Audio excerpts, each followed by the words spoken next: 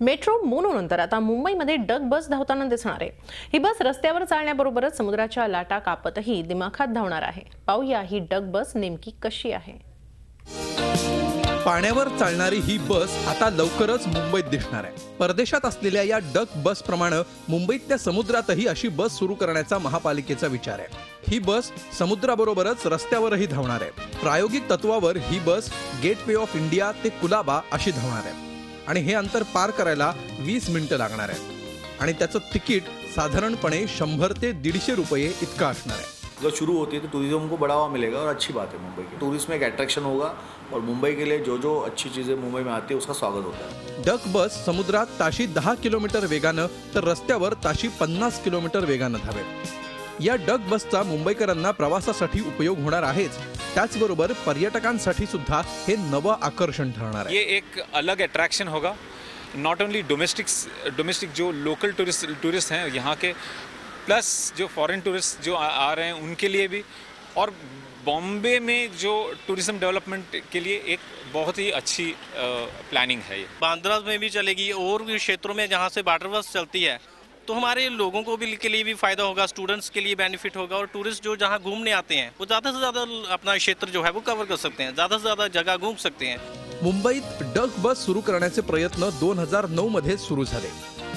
आता त्या प्रयत्नांना पुन्हा वेग आलाय।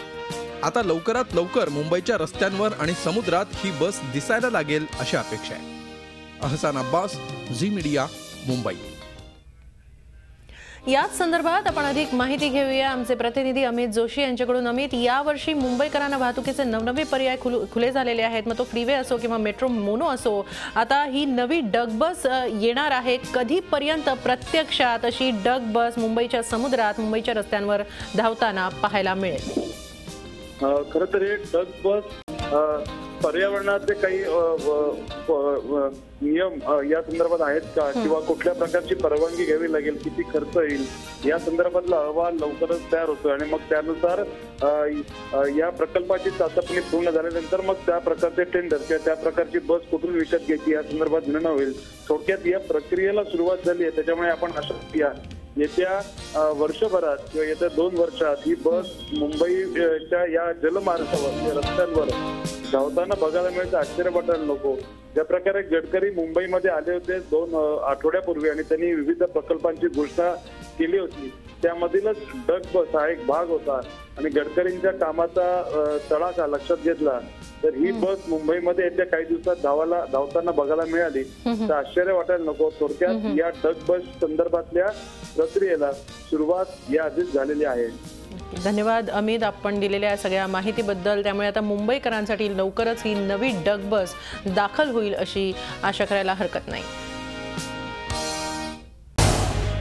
झी 24 तास रहा एक पाऊल पुढे।